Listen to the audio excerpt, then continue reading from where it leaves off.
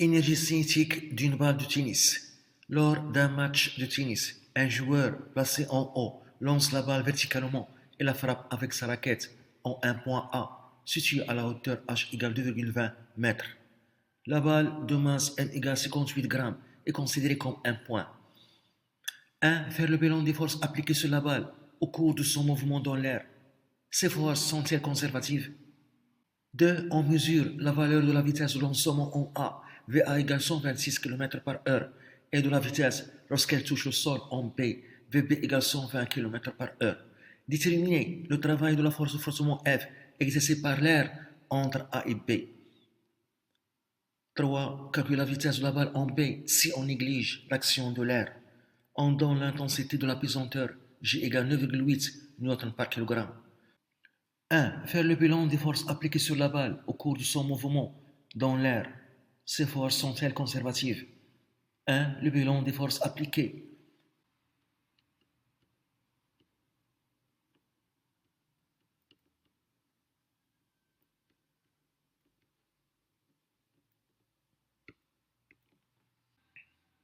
Au cours du mouvement de la balle entre A et B, la balle est soumise à son poids P, force exercée par la Terre, et aussi une force exercée par l'air, force de frottement. La force exercée par la Terre, le poids de la balle, est vertical vers le bas. La force de forcement exercée par l'air s'oppose au mouvement.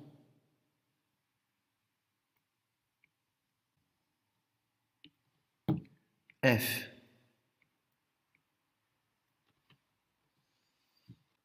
La balle est soumise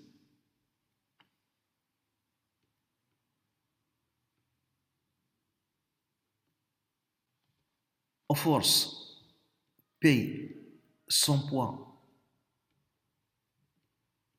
force exercée par la Terre, F, l'action de l'air, force de forcement.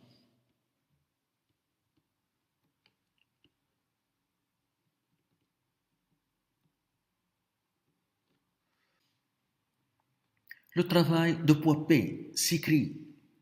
Le travail de poids P de point A au point B est égal M fois G fois ZA moins ZB. J'ai commencé ici par A, donc je dois commencer ici par ZA, l'altitude de point A, car on a choisi l'axe OZ dirigé vers le haut.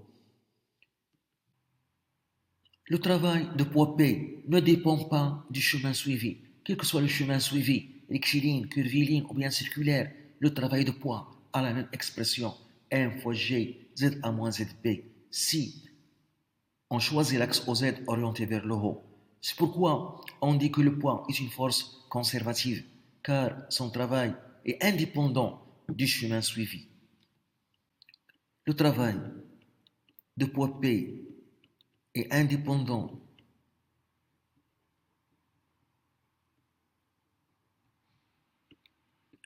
du chemin suivi.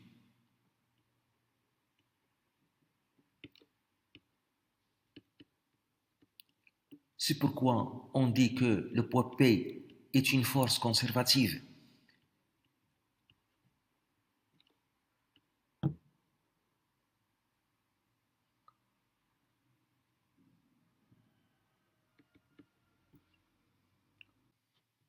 Le travail de la force de frottement, l'action de l'air, dépend du chemin suivi, est une force non conservative.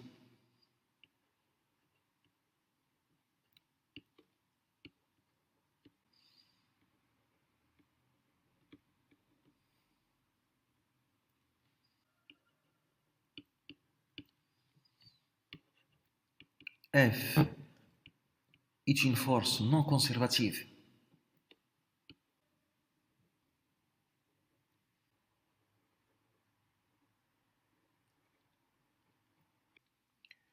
Deux, on mesure la valeur de la vitesse de lancement en A, VA égale 126 km par heure, et de la vitesse lorsqu'elle touche le sol en B, VB égale 120 km par heure.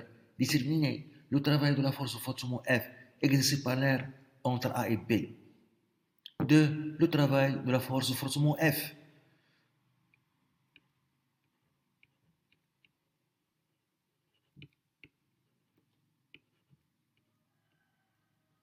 On applique le théorème de l'énergie cinétique entre A et B. La variation de l'énergie cinétique entre A et B est égale à la somme des travaux de force appliquées entre A et B.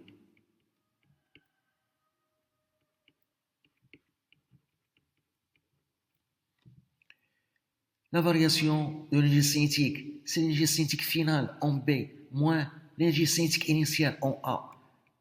E, C, B moins E, C en A est égal. Il y a deux forces. Le travail de poids P de A à B plus le travail de la force de forcement exercée par l'air de A à B. L'énergie cinétique en B, c'est 1 demi m fois la vitesse en B au carré. L'énergie cinétique en A, c'est 1 demi m, la vitesse en A au carré est égal. Le travail de poids P, c'est m fois g, Z1 moins ZB, car on a choisi l'axe OZ orienté vers le haut, plus le travail de la force de forcement F de A à B. On cherche le travail de la force de forcement, l'action de l'air. Le travail de la force F de A à B est égal à 1 demi m VB au carré moins 1 demi m VA au carré moins m fois g Z1 moins ZB, c'est la hauteur h, est égal. Je factorise par 1 demi fois la masse m. Facteur de VB au carré moins VA au carré moins 2G fois H. On a la vitesse en A est égale à 126 km par heure. On doit faire la conversion en mètres par seconde. L'unité légale, 126 km, c'est 10 ou 3 mètres. Une heure, c'est 3600 secondes. On trouve 35 mètres par seconde. De même, la vitesse en B est égale à 120 km par heure. On trouve 33,3 mètres par seconde. Application numérique. Le travail de la force de forcement de A à B est égal à 1 demi. La masse M, 58 grammes en kilogrammes fois 10 au 3 fois VB au carré, 33,3 au carré, moins V1 au carré, 35 au carré, moins 2G, 9,8, H, 2,2. On trouve le travail de la force de forcement F de A à B est égal à moins 4,62 joules. On remarque que le travail de la force de forcement est négatif. On dit que c'est un travail résistant, car la force F s'oppose au mouvement. Travail résistant, car la force F de forcement, l'action de l'air, s'oppose au mouvement.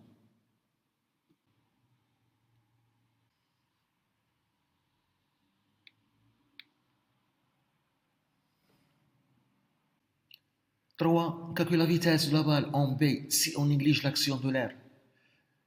3. La vitesse de la balle en B.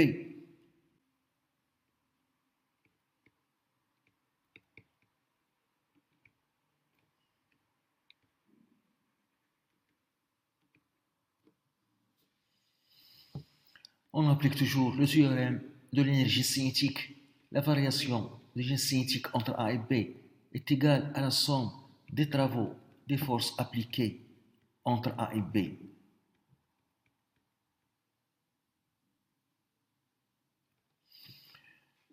On a, d'après les données dans ce cas, la force de frottement F est négligeable.